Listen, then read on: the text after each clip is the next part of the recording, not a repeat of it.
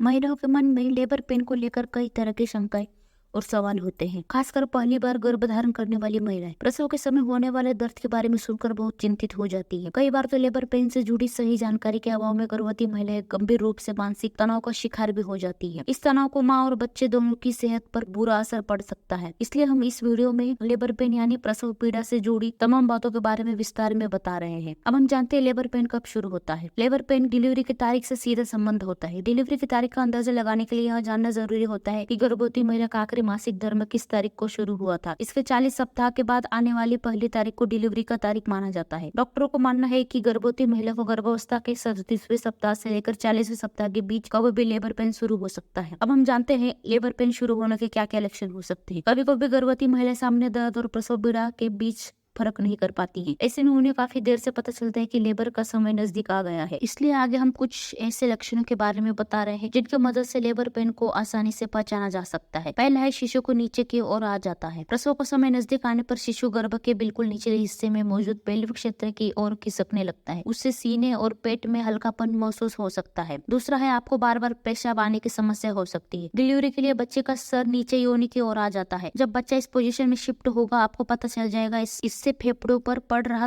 थोड़ा दबाव कम हो जाता है और मूत्राशय पर भार बढ़ जाता है। शिशु को सर नीचे योनि की ओर आने की वजह से पेशाब करने की इच्छा बढ़ जाती है। अब आपको पहले से भी ज्यादा पेशाब करने का जाना पड़ सकता है। लेबर शुरू होने पर आपको मल त्याग करने की जरूरत लग सकती है। क्योंकि इस समय आपको लेबर पेन भी शुरू हो रहा होता है, इसलिए आप इन दिनों के बीच के दर्द को समझ नहीं पाती। अगर आप इस समय मल त्याग कर लेती है तो पेल्विक हिस्से में शिशु के लिए जगह बन जाती है। इसलिए लेबर शुरू होने पर महिला को खाली पेट रहने की सलाह दी जाती है। अब इसके अलावा म्यूकोस प्लग निकल सकता है। प्रेगनेंसी के दौरान गर्भाशय ग्रीवा में म्यूकोस प्लग बन जाता है। यह एक मोटा चिपचिपा प्लग होता है जो गर्भाशय ग्रीवा में नमी बनाए रखने के और उसे बैक्टीरिया से बचाने के लिए बनता है। डिलीवरी डेट आने पर गर्भाशय ग्रीवा चौड़ी होनी शुरू हो जाती है। इस प्रक्रिया में म्यूकोस प्लग ढीला होता है और अपने आप में ही निकल जाता है। यह बेरंग, भूरा, गुलाबी या हल्के से खून के धब्बे हो सकता है। म्यूकोस प्लग निकलने के कुछ दिन बाद या हफ्ते बाद ही आपकी डिलीवरी हो सकती है। इसके अलावा आपको कमर में तेज दर्द हो सकता है। शिशु का सर नीचे की ओर आने की वजह से कमर दर्द बढ़ने लगता है। लेबर के दौरान शिशु के सिर की वजह से माँ के टेलबोन यानी कि रीढ़ की हड्डी के तले स्थित छोटी सी हड्डी दबाव डालती है। इसके कारण बहुत तेज पीठ में दर्द होता है। डिलीवरी से कुछ समय या दिन पहले पेट कॉन्ट्रैक्शन उठनी शुरू हो जाती है। इसका मतलब है कि जन्म नलिका पर शिशु से दबाव पड़ना शुरू हो गया है। इस समय आपको गर्भाशय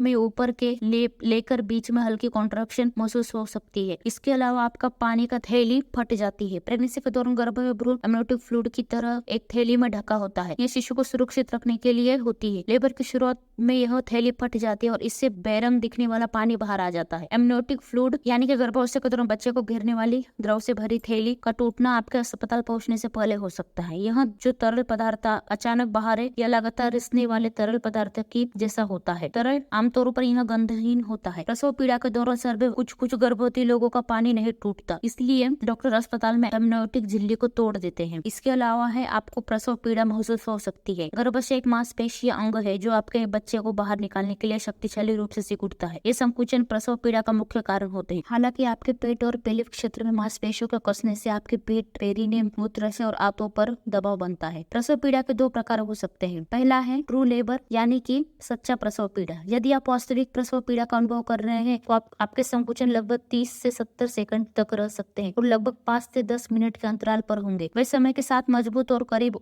होते हैं और आपको पेट और पीठ के निचले हिस्से में बहुत तेज दर्द महसूस होगा। इसके अलावा वे इतने तीव्र होते हैं कि आप ना तो चल पाएंगी न किसी से बात कर पाएंगी। दूसरा है झूठा प्रसव यानी कि फॉल्स लेबर। इन्हें ब्रेक्सटन हिक्स संकुचन के नाम से भी जाना जाता है। ये अनियमित गर्भाशय संकुचन सामान्य है और गर्भाशय के चौथे महीने से होने लगते हैं। ये आपके शरीर को सच्चे प्रसव पीड़ा यानी कि ट्रू लेबर पेन के लिए तैयार करने के लिए होते हैं। इसके अलावा आपको भ्रूण की हलचल भी कम हो रही महसूस हो सकती है। आपके बच्चे के भ्रूण की गति में उल्लेखनीय कमी या अचानक कमी एक महत्वपूर्ण नैदानिक लक्षण है। यदि आप देखते हैं कि बच्चा अन्य दिनों की तुलना में आज कम हिल-डुल रहा है, जैसे जैसे आप प्रसव की शुरुआत के करीब आती हैं वैसे वैसे आपका शिशु कम हिलता डुलता रहता है, लेकिन आपके डॉक्टर को बताएं यह कभी कभी किसी समस्या का संकेत भी हो सकता है। इसे प्रसव के प्रारंभिक संकेत भी नहीं है, तो इसका भी आपको ध्यान रखना है। इसके अलावा आपको इस समय ऐंठन भी महसूस हो सकती है। संकुचन को पचाना कठिन हो सकता है, विशेषकर आपके पहले बच्चे के साथ। कई गर्भवती लोगों को पेट के निचले हिस्से में मासिक धर्म के दौरान ऐंठन जैसा महसूस होता है। वे वही